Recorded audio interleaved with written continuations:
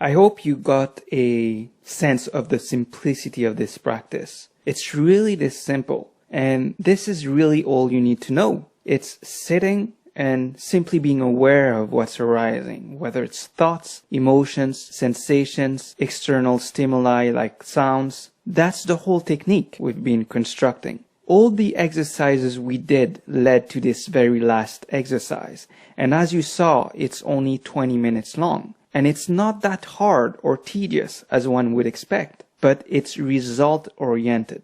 I know many people who meditate for 3 hours a day, 2-3 hours a day, but you can tell they're not actually gaining anything significant from their practice. They are indeed changing the structure of their brain, and so shifting the way they respond to stress, their productivity levels, etc. Because that's what meditation does, and the science is now there to prove it. But the sense of I, the sense of self, is still predominant in them. They are still trapped in a world of concepts, and so the insights into the selfless nature of experience is not really reaching them.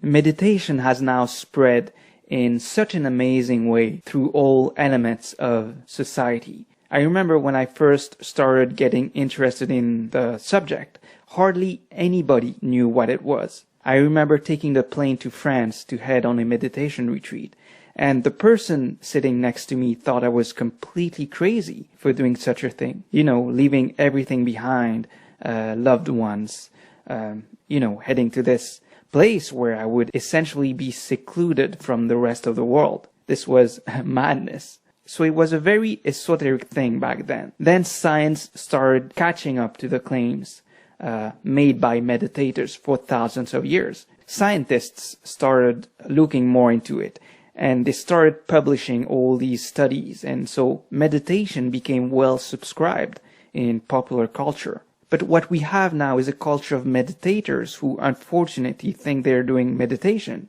or mindfulness, but in fact they are not doing it right. The purpose of meditation, mindfulness, is to give the practitioner an experiential insight into the selfless nature of experience, into the impermanence of everything that is, into the non-satisfying nature of phenomena, the non-solidity of existence. But not all meditation are created equal. Some emphasize the importance of these insights, others not so much. So a practitioner who is given the wrong practice, it might take him years to gain experiential understanding of those insights or truths. So no matter how long they practice their current style, it's easy for the old habit of ego to reassert itself again and again and again, because the wisdom of selflessness and change is not properly understood. It's not anchored in their mind because they're not practicing properly.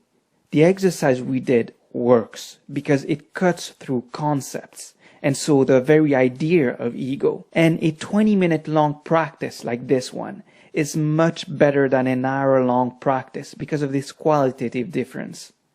Now, all of this might still be abstract to you, and my recommendation is that you keep practicing. Practice will emboss everything in your mind insofar as you make it an intricate part of your life. The practice should be as follows: 20 minutes in the morning, preferably at a fixed time, 20 minutes at night. Also, feel free to take the course again and again and again. I will be updating things regularly, adding new content, maybe new lessons, bonus materials. Also, if you're really courageous, increase the homework. Instead of doing 3 days for each exercise, make it 6 days or 9 days each. Do what you have to do to change the habit patterns of your mind so as to make them align with the realities of trading. And that includes stability of mind, patience, flexibility, and detachment. No one can give you results. Only you must walk the path.